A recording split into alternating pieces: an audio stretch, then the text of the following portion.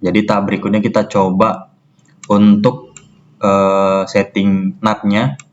Jadi kita masuk ke firewall, lalu NAT. Nah, di sini kita buat tambah baru. Di sini chain-nya DST NAT, lalu DST address-nya kita masuk lagi ke panel ini, Perwira Media.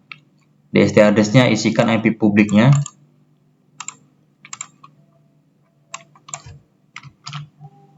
Nah, kemudian protokol TCP, DST port-nya nih. Untuk di bagian ini teman-teman suka hati mau isi berapa. Contoh 1000 atau berapa, atau 1100 contoh, atau ya terserah teman-teman untuk yang di bagian ini. Lalu ke action kita pilihnya DST NAT, to address-nya.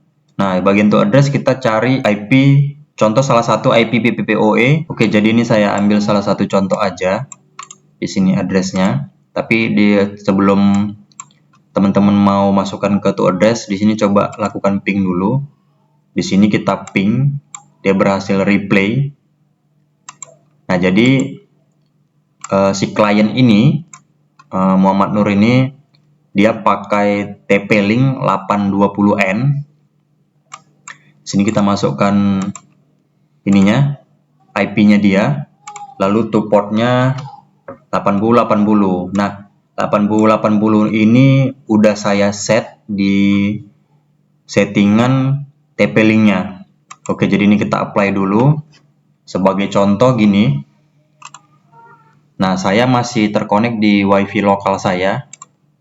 Jadi di sini saya mau coba remote.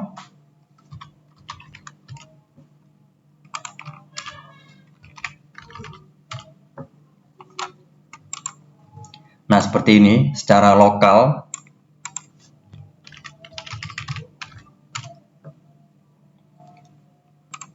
Nah, kalau secara lokal di sini kita dapat masuk ya, pakai 8080. Jadi untuk setting supaya dia bisa di remote secara lokal, nanti teman-teman masuk ke bagian setting, kemudian security, ke bagian sistem, lalu administrasi. Nah, bagian remote manajemennya dicentang, kemudian default-nya dia kan port 80. Ya, nanti teman-teman kalau mau pakai default silahkan.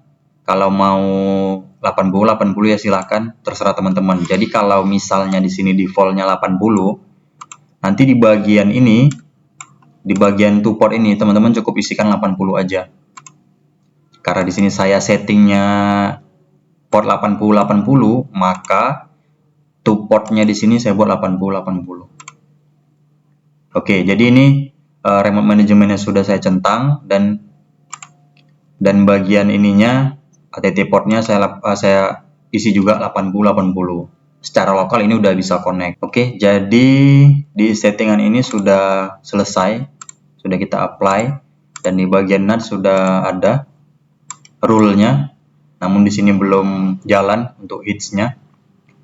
Nah, di sini saya coba beralih ke hotspot atau tethering dari Android saya, agar kita tahu apakah dia bisa meremote dengan IP ini. Nah, di sini saya sudah connect dengan Android saya. Oke, jadi bagaimana cara kita meremote si access point tadi, si user rumahan PPoE tadi? Di sini IP-nya kita copy.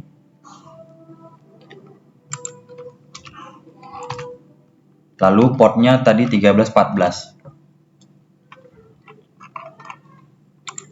Oke, jadi ini dia memanggil, dan kita cek di sisi mikrotiknya dia hitsnya jalan. Coba kita reset ulang.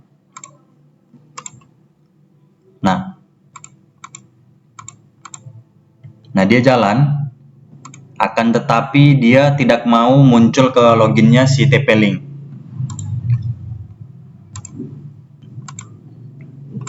Oke, jadi sebenarnya ini problemnya ada di TP-Link. Oke, jadi kita buka kembali si TP-Link-nya. Baik, karena saya mau konekkan secara lokal lagi si TP-Link-nya, jadi di sini saya connect ke WiFi yang ada di rumah saya. Nah, di sini kita berhasil masuk, namun masih secara lokal. Untuk settingan TP-Link-nya, kenapa dia stuck di sini, halaman putih seperti ini? Kebetulan di sini pakainya 820N. Di sini teman-teman masuk ke bagian Advanced, lalu scroll dan masuk ke bagian Security. Nah, di bagian Security teman-teman kliknya Firewall, lalu nonaktifkan bagian SPI Firewall ini. Nah, setelah dinonaktifkan, ini kan sudah tersave sendiri. Oke. Nah, buat teman-teman agar si TP-Link 820N ini bisa kita replay dari Mikrotik, teman-teman aktifkan aja bagian ini. Bagian ini diaktifkan. Secara default dia tidak aktif. Oke. Nah, di sini yang ini nggak saya close dulu. Namun di sini saya beralih lagi ke bagian hotspot dari handphone saya. Nah, di sini sudah connect dengan hotspot handphone saya. Nah, di sini kita coba ya untuk panggil secara lokal. Tentunya pasti tidak bisa ya, karena kan memanggil IP ini dia. Oke. Nah, sekarang kita panggil melalui IP public tadi. Nah, ini kan udah nggak bisa jalan nih. Di sini settingannya masih tetap sama, jadi ini chainnya DSTNet, ini IP publicnya yang didapat dari Perwira Media ini.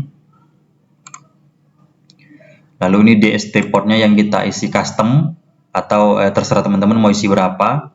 Lalu actionnya ini DSTNet dan ini IP address si access point ini.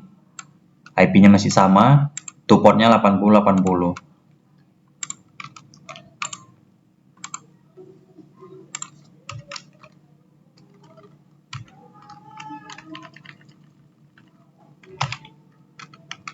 Jadi di sini saya buat 1314 mengikuti port yang saya buat tadi di Mikrotik.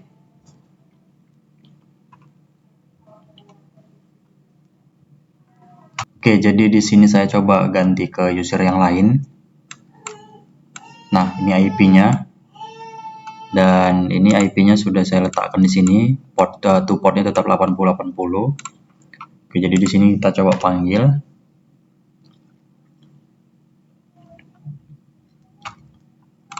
Di sini saya masih menggunakan paket data dari Android. Nah, di sini hasilnya sudah muncul ke halaman login untuk masuk ke TP-Link-nya. Nah, kalau ini tadi kan panggil secara lokal, udah pasti dia tidak bisa dipanggil lah seperti itu. Ini kita close-kan aja.